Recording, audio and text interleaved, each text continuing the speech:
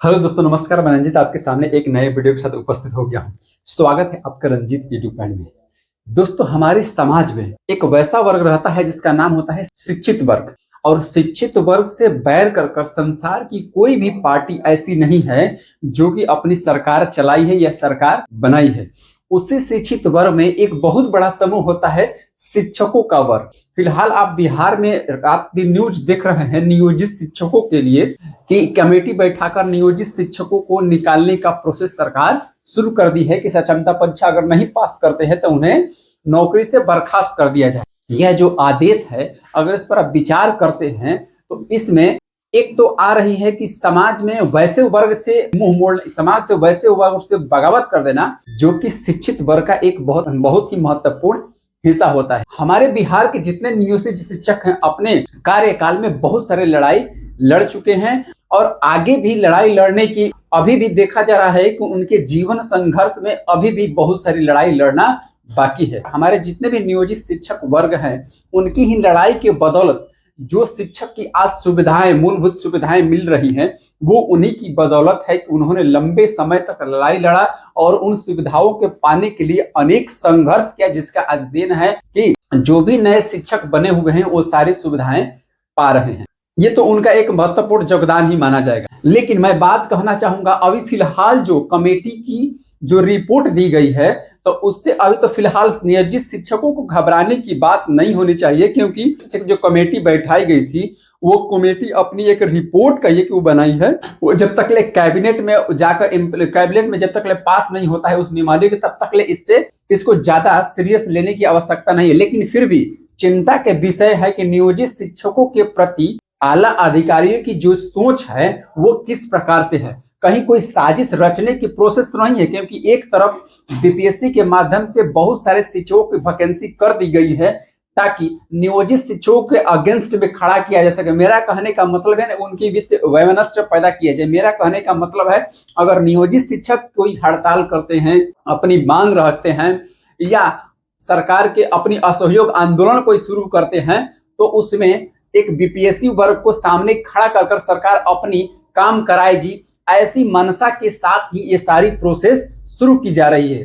क्योंकि अगर नियोजित शिक्षक कोई भी सरकार के नियमों के खिलाफ अपनी आवाज उठाते हैं तो उस सरकार को विद्यालय चलाने के लिए एक विकल्प की आवश्यकता थी, जो विकल्प में फिलहाल टीआरई 1 टीआरई 2 तेजी से सरकार वैकेंसी कर रही है। फिलहाल के दिनों में अगर आप गौर से देखिएगा तो बड़े बड़े कानून लाए गए, जैसे किसान आंदोलन थे, केंद्र सरकार को वापस लेना पड़ा, जो कि अगर किसानों के हित में नहीं था तो फिर वापस लेने की आवश्यकता नहीं थी इसलिए, लेकिन वो हित में नहीं था इसलिए मोदी सरकार ने इतने बड़े आंदोलन को देखते हुए अपनी जो नियमावली थी उसे वापस किए। फिलहाल के आप देखें कि जो ट्रक बसों का आंदोलन था, ट्रांसपोर्ट का जो आंदोलन था, मात्र 2 ही दिन का आंदोलन में सरकार को पैर पीछे हटाना पड़ा। लोकतंत्र के देश में अगर एक शिक्षित वर्ग अपनी बातों को रखना चाहते हैं जिसे सुना नहीं जा रहा है तो ये बड़ी विडंबना है इस सरकार के समक्ष। जो सरकार के विरुद्ध विपक्ष पार्टी में थे वो शिक्षकों के वर्ग समूह शिक्षकों के साथ बोलते थे, आज अगर वो सरकार में चले गए हैं तो उनकी बोली बदल गई है। तो ऐसा दोहरा चरित्र नहीं होना चाहिए। मैं शिक्षक वर्ग समूहों से कहना चाहूंगा कि आप हारने वाले नहीं हैं। सबसे बड़ी है कि अगर हमारे नियोजित शिक्षक में अगर एकता बरकरार रहे, उनमें फूट न रहे, चाहे प्राथमिक हो, चाहे नए नियुक्त हो या माध्यमिक हो, कोई भी समूह हो, कोई भी संघ हो, अगर आप लोगों में एकता रहे तो सरकार है कि निश्चित तौर पर उसे झुकना पड़ेगा। चाहे आप न्यायिक प्रक्रिया में जाने के बाद तो सरकार चाहे वो सुप्रीम कोर्ट में क्यों नहीं पहुंच जाए, वो सरकार न्यायिक प्रक्रिया के माध्यम से आपके सामने नहीं टिक पाएगी।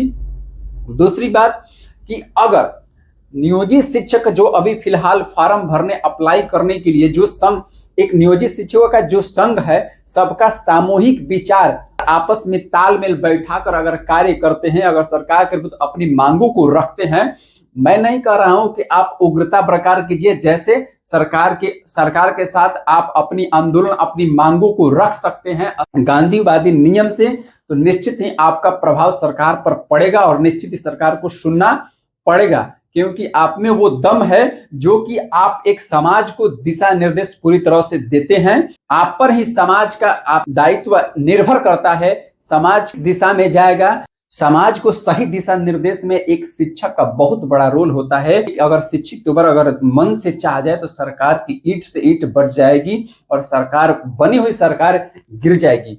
इसलिए नियोजित शिक्षक अपने आप में एक एकता बनाकर रखें और ऐसे फरमानों से डरने की आवश्यकता नहीं है। आप अपनी बातों को सरकार तक पहुंचाए। सरकार अगर नहीं सुनती है तो आपका हक बनता है कि इस लोकतंत्र देश में आप अपनी आंदोलन जारी रख सकते हैं। अपनी मांगों के लिए आप सरकार के समक्ष जो ही अहिंसा वाला विकल्प है वो उसे अपना सकते हैं और अपनी मांगों को रख सकते। नियोजित शिक्षक को हिलाने के लिए, हटाने के लिए कितनी ही प्रक्रिया अपनाई गई, लेकिन नियोजित शिक्षक अपनी लड़ाई लड़ते रहे।